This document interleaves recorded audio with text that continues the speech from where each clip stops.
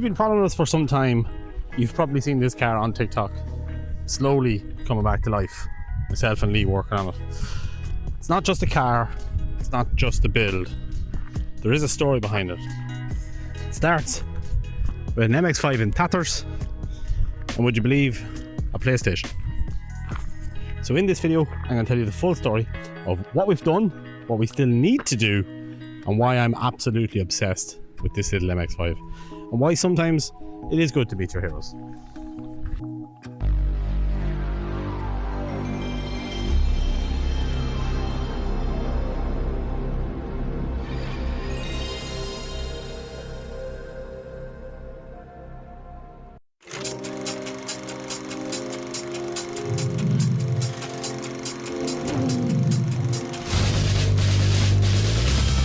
I was 8 years old when Gran Turismo 2 came out in the PlayStation 1, and anybody who's played Gran Turismo knows about the used car auctions in the game. You start the game, you have a little amount of money, you go, you buy a used car, and one of the used cars that was always in there was a little MX-5. And as an 8-year-old, I thought that was cool. Little green MX-5, great car to start with, had plenty of power, handled amazing, and it even had a little bit of money left over that you could buy 1 or 2 upgrades. This was my introduction into the world of cars and motorsport, and because of that, I've always had a soft spot for the MX-5. Unrelated note, Gran Turismo 2 had a serious MX-5 problem. Out of 134 cars in the game, 24 of them were MX-5s. That's 1 in 16. That's like if your cat had one of their toes as a MX-5. I don't know what to do with that information. That's just something that popped into my head, and now you know it. And years later, I picked up this 1.8 litre MX-5, 1994. It was originally in silver, but as you can see, there is no paint on it. The guy who owned it previously was going to paint it, but just kind of stopped after the primer work, and it sat on primer for years. So we banged it into the shed and we started working on it straight away, and as you can see, it was a fairly sorry looking state. Bits missing in the center, window regulator was gone, the center dash was kind of falling out of it. There was like a fucking chimney stack or something for an air intake. I don't know really what this lad was doing when he had this car, but he obviously didn't have any money. So we just kind of got stuck in. One of the first jobs that we did was we actually replaced this exhaust manifold. There was a big dirty crack right down the center of it, and he had put in a little bit of putty to try and help it, but like it was no good. Like it was causing a lot of issues, and we're losing a lot of power through that. So that was the first thing that we replaced. We got this brand new one here. This brand new to me one here. I had a little bit of exhaust wrap on it to help with the temps. Look, it probably did absolutely fucking nothing, but looks a little bit better. Then after that, we moved over to a lovely set of coilovers. I got actually a pretty good deal on these at the time. I got a set of Meister oars from MX-5 Parts NI. So really good. If you are looking for bits for your MX-5, I would recommend these guys here. This lad is super helpful, and he'll come back to you almost immediately if you send him a text. It's great. But that was the next job that we did, and that was a big improvement. So we were already starting to see this car slowly coming together. It was around about this time that we kind of realised how well the TikTok was doing for us. We had only made like a couple of videos, a handful of videos, and I believe we hit 1,000, maybe 1,500 fairly quickly. We also then started doing some live streams over on TikTok, so if you're not following us on TikTok, do head over, give us an follow as well. And why don't you give us a wee subscription here while you're at it? Plugs over. But we started doing these live streams on TikTok, just for the fun of it, just for to kind of help grow the channel. But then we started like getting really friendly and like loads of helpful people like reaching out to us, joining the lives, giving us advice, what we need to do, what we should do, what would look good in the car, what would look bad in the car, and it was absolutely amazing to see. So for me anyway, that's another reason why I have such a connection to this car.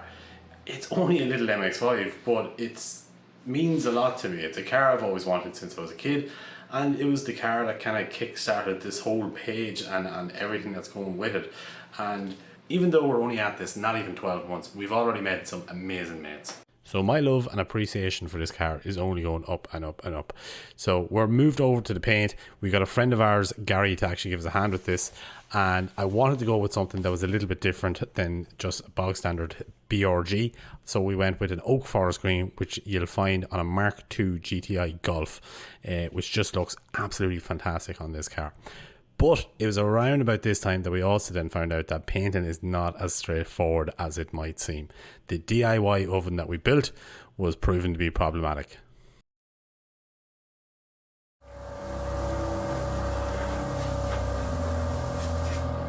The paint didn't work. We got a lot of fish eyes in the paint, and we think we know what caused it. We think it's caused from the dust sealing in the oven. All the insulation falling down on it, like so. Not gonna lie, it's pretty disheartening, especially because it came out so well. The paint itself actually came out so well on the panel. We just got fucked by contaminants. It's pretty annoying, it's pretty frustrating. Gary's going to get some more 500. We're going to 500 the entire car and go at it again. So, lesson learned.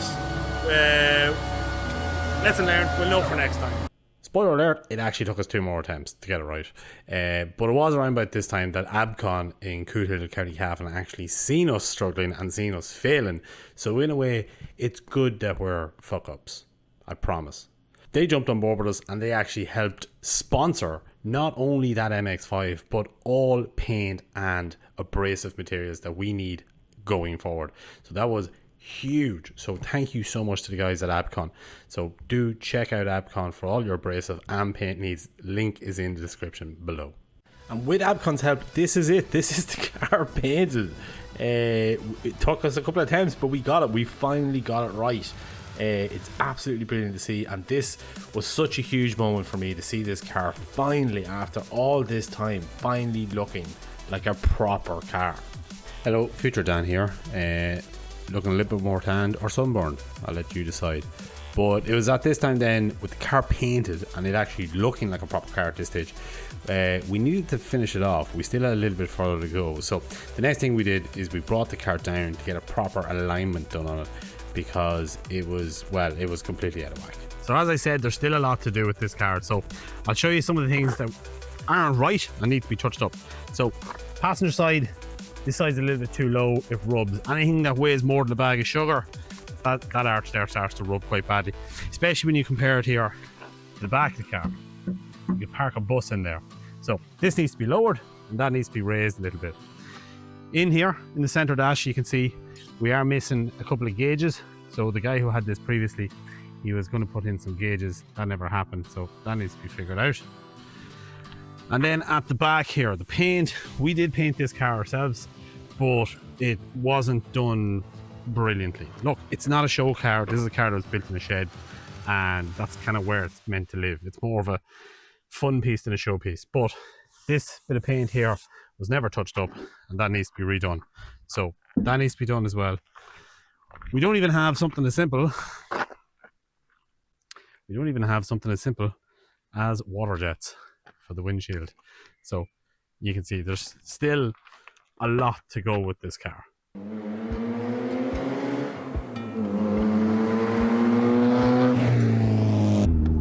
But even with all that, it still drives like a weapon.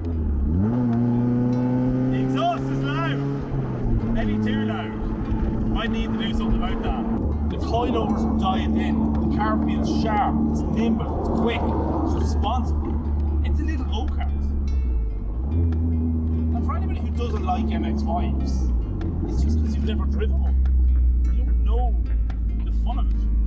Yeah, it's not the fastest car in the world. It's only got 130 brake horsepower. Well, had 130 brake horsepower. This car is 30 years old at the end of the day. But even still, it's low power. It's low to the ground. It's fun to drive. And on a good day like this, as warm as it is, as sunny as it is, with the roof down, how can you not love it?